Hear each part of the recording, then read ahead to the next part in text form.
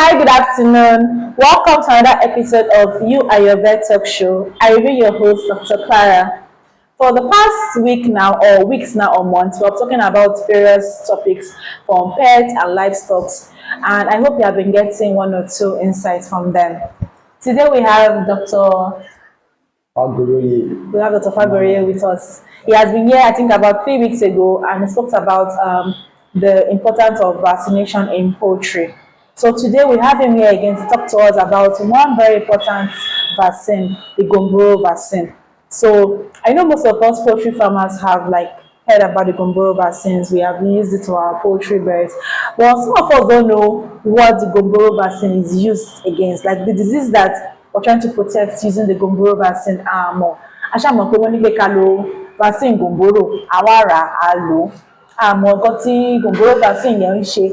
So want to know, what is this Gumboro vaccine? What disease does Gumboro vaccine prevent against? What are the signs of this disease that we see on our birds? And at what age, and how many times should we give the vaccine?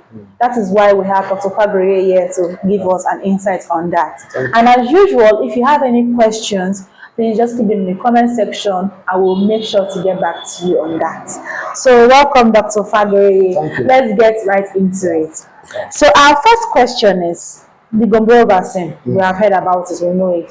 What does it protect against? What is the disease that the Gumboro vaccine fights against? And what signs will a poultry farmer see in the farm? Thank you very much. Gumboro disease is also called IBD, which means Infectious Bursal Disease, and is a highly contagious and deadly viral infection that usually affects young chicken. Yeah, it affects the immune system of these young chicks, and it mostly affects chicks from 3 weeks to 8 weeks. Okay. Yeah. Young birds. Yes, young birds, exactly. Signs that we are going to see when our birds are infected with this infection. Firstly, is ruffled feather. Yes, and you also start seeing drooping wings. That's a drooping wing. You see them. Also, you start noticing depression. And now, how you get to know that your bird is depressed? Depressed. You start seeing them. The bird that used to fly, play, you start seeing them just looking dull at one area, all these things. Yes. So that's how you know that your bird is depressed, it's not active the way it's supposed to. And also, in some cases, we used to see whitish, whitish diarrhea, watery whitish diarrhea.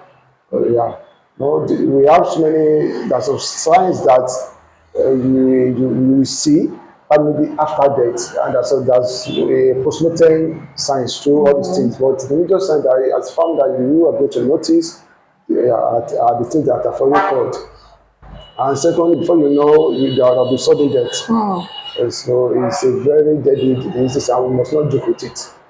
And that's why we have to vaccinate our birds against this Gumboro disease. Okay, thank you very much. Thank you. So we have heard that the vaccine is used against the Gumboro disease, also known as infectious bursal disease, Yes. and it infects the immune system. Yes. So when your immune system is weakened, it will predispose you, meaning any infection that comes, you are immediately get infected with it. Yes. So it means the immune system is low, and the birds are open to all sorts of infections. And some of the signs that you see, and say it really affects young chicks from 3, 4, 5, 6, like that. It affects young chicks from them.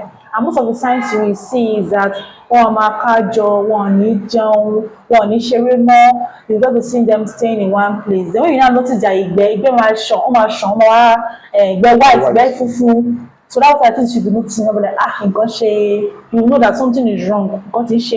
So those are the common signs you see when your birds are down with the infectious bursal disease, also known as the Gumboro disease. Okay, thank you very much, Doc. Okay, since we have known what disease is, and it affects this particular, age of birds and the signs and symptoms we see, And this vaccine is important to protect the immune system. Yeah. At what age now should we give this vaccine? And how many doses needed to keep the immune system protected? Thank you, doctor. Now, this question is very vital, Okay. and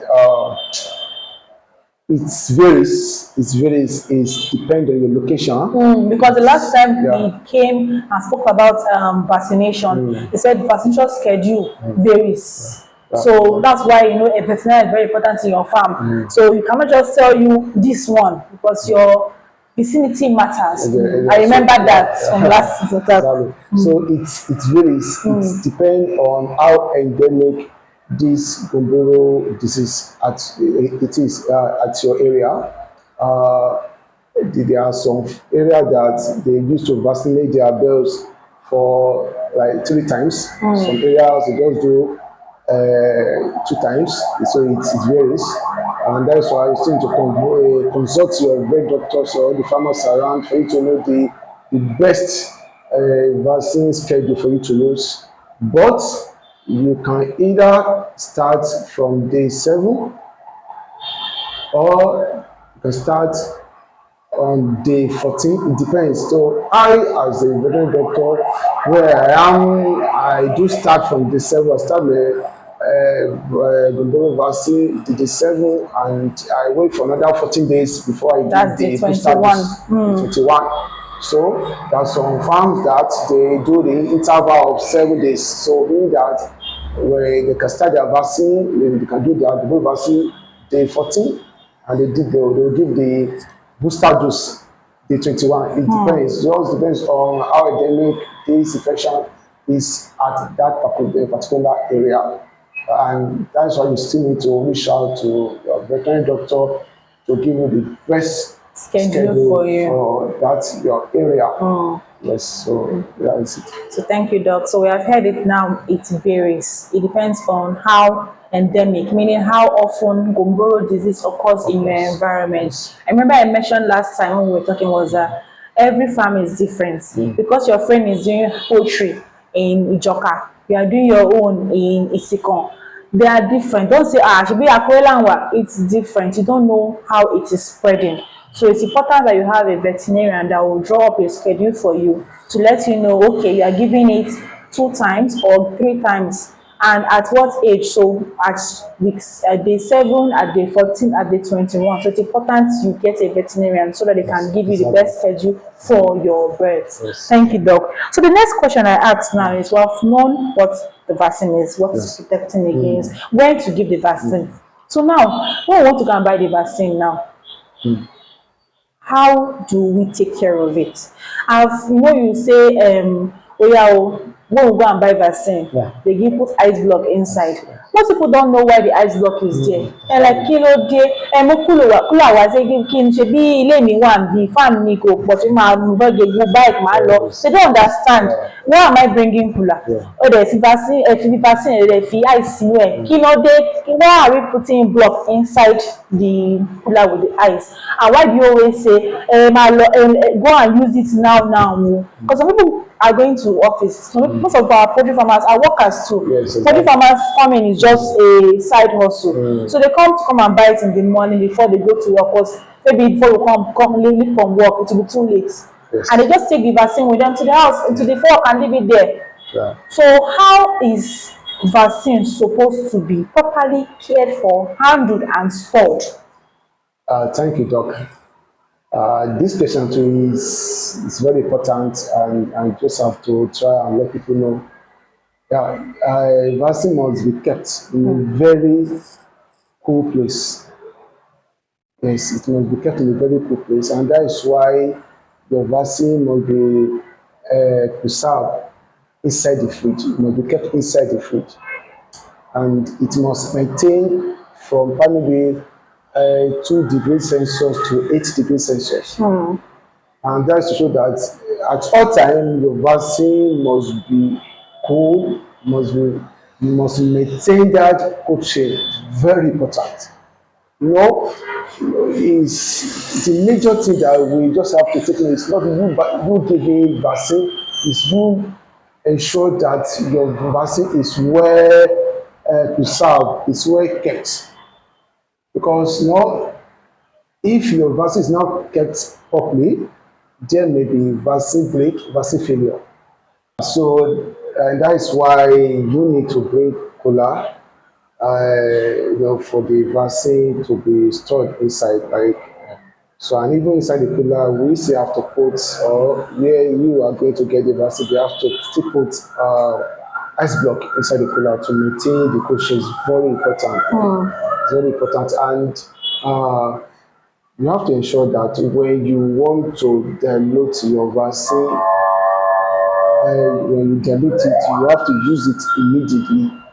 You can't just say, okay, I can maybe you go to a veterinary store and then you're supposed to buy 1,000 doses, but maybe you're supposed to buy 500 doses and then you know but 1,000 doses and you feel like maybe you can use half and then maybe use the remaining half. It's not done like that. Even as long as you already dilute it, or even as long as you already open the Use it vaccine, you have to immediately. use it immediately. The one that what if we don't as now maybe they have 200 beds but they Okay. could get like 100 dose or maybe 500 dose. How do they take care of the ones they're not using remaining? The major thing is that you just have to give dilute all inside the water. The highest thing you can do is either when you dilute it, is either you pour part of it inside the toilet or somewhere inside the toilet, So that's the or proper way to discard it to discard it, inside yes, inside toilets. toilet, or maybe you can dig hole and pour it inside and bury it. So you can use it, or the second way method I wish to use it, you can also, it depends, because I myself I do use storing doses for other doses. Right? 400 Yes, beds. for yes, yeah, for And other it's doses. fine. There's no Yes, there's no reaction. repercussion. Yes. Okay. So I've done it several times and it works well. But sometimes if you're having second thought, you can easily probably after you've already given them the remaining, you can just go and dispose it inside the toilet or maybe bury it. Inside the toilet, not just throw it outside like it's normal water, because it's not normal water. It is vaccine. It's a water that contains vaccine. So you can properly discard it inside the toilet, or in fact, you have to even start digging hole and Yes. cover it more. So properly this. Okay. So that is just it. So vaccine is very fragile, and when we are handling it, we have to ensure we handle it with care, right? Care, because if you are not careful, what that's supposed to boost the immunity of your birds and protect your birds against a particular infection will now be the one causing the infection, and that is why when you are handling your vaccine, you have to handle it with care and just take the necessary precaution that you're supposed to take. Thank you very much. And again, we have said, we always said before, was that you should always make sure you're giving your vaccine in the daytime, like it's in the morning, early in the morning, Yeah, not in afternoon when the Yes. sunlight is out. Exactly. Okay, thank you very much. So I've heard like the cold chain is to maintain the integrity of the vaccine, Yes. to maintain the potency of the vaccine. If it is not cold, not frozen, cold, And you must it not will store it inside the maintain, freezer. it will lose the potency, meaning it won't do the job it's supposed to do. So it has to be cool, so it's still maintaining the integrity of that it's supposed to have, Exactly. and it's able to now do the work it's supposed to do. So if it's not stored properly or it's not handled well, there will be vaccine failure or vaccine break, meaning it will not work. Yes. Meaning nǹkan tẹ́ fẹ́ lò fún kò ní ṣe. So infectious bursal disease yẹn tí ẹ fẹ́ kó wá sínú family yín, that's what will now eventually happen. So that's why we always say, ẹ mú kúlà wá, a fẹ́ fi block sínú ẹ̀ so that ó máa maintain cold chain yẹn. So reason yẹn nìyẹn. So next question ta ní okay, a ti mọ gbogbo ẹ̀, but ó dàbí pé ó máa lo vaccine, ó máa ní pé kó máa lo Gumboro yẹn. They will come and buy Gumboro. They will use the Gumboro. But after a while, this disease will still happen. What's the problem? Kí ló máa ń ṣẹlẹ̀? Because ẹni pé kí ẹ ká lo Gumboro, farmers wọn ra Gumboro, but ó máa ń yọ pé wọ́n tọ̀ kíní yẹn ṣẹlẹ̀ o, wọ́n ti ní kíní yìí. We will start hearing they're having these symptoms. What may have gone wrong? What happened? What is the problem? Okay. Thank you very much, Doc. Yes. And I said something. I said the major thing is not even you. It's not only you giving your breast vaccine, but it's you doing the right thing, handling the vaccine properly. And there are so many things that farmers do that which is not really good at all. Okay. And the first thing is, you start seeing farmers vaccinating their birds in the afternoon during the sun, like when there is sun. It's not done. Your birds are already Yes. stressed. The first thing is, yes, their birds are already stressed. Number one. The second thing is that the vaccine that you want to use must be stored, even must be stored Cool in a environment. cool environment. Meaning that now you are exposing that vaccine into harsh environment. So there may be vaccine break. There may be vaccine failure because now you have already exposed your vaccine into sunlight, which is very bad. So the time in which you vaccinate your birds is very important. Like it's just very important. You see that you vaccinate your bird in the morning when the weather is cool, or in the evening. For me as a doctor, I will prefer you vaccinating your birds in the morning, which is very important. The second thing is when you are diluting your vaccine inside dirty water or chlorinated water, that is water that has chlorine. That is a total You have killed the failure. vaccine. Very The good vaccine is not going to work. because imagine you are diluting your vaccine inside dirty water. The vaccine will react and it will not do the work. It will not do the work, or chlorine, or you are diluting your vaccine inside the water that has chlorine. And that is why, we used to tell farmers that sometimes if they are not sure of the source of the water, they can easily add milk. Yes, Calcium milk. Yes, that milk will try to reduce the chlorine level of of the the water, water. and that is the reason for you adding that milk. So I was saying, yeah, you adding milk is not just for fun; it's for a reason. So it's very important to ensure that you you dilute your vaccine inside clean water, and ensure that you do not dilute your vaccine inside chlorinated water. Other thing that we have to very is, there are some farmers, like, it's just so funny, very very funny. They mix vaccine together and give it to their birds at the same time. Imagine they can even mix Gumboro and lobster together and they give the same time. You can try it once, you may get the luck, but second or third time, if it reacts, it's possible. Massive. Like you can just lose all the viruses. So please, when you want to give Gumboro, don't mix the two vaccines together. No, it's very bad. Secondly, your farm, you have to ensure that your birds are not overcrowded. Overcrowding when vaccinating is bad. The first thing is the birds, they'll be trying to drink water, then they'll be stressed, trying to fight for water, blah blah. Sometimes the water will start spilling on your farm. Imagine the water that is supposed to, it can pour inside your farm. It's not good because when they are trying to, they are overcrowded, maybe there is not even enough drinkers, water trough. Then they are struggling to drink, and then the water starts spilling everywhere. It's very dangerous, and it can cause a lot of damage to your farm. So that means that you are already introducing this virus inside your farm. Using it inside. So yes, so other thing is you ensure that you maintain good biosecurity. Because one of the things that farmers used to do is to be vaccine to just vaccine, you just do anyhow. No, before you vaccinate, you wash your hand. You have to ensure that your hand is neat. Yes, when you wash your hand, then you cannot undo. There's your farmer, you can even use glove, but you want to dilute your vaccine. Use glove. Yes, it's possible. It's good. So then, if you do so, wash your hand before you start handling vaccine, and after you've already administered the vaccine, when you administer the vaccine, also you still wash your hand. Because who knows, at the point of you trying to administer the vaccine, a small quantity of this vaccine may just split on your hand, and you may not know, you still use the hand to give them food.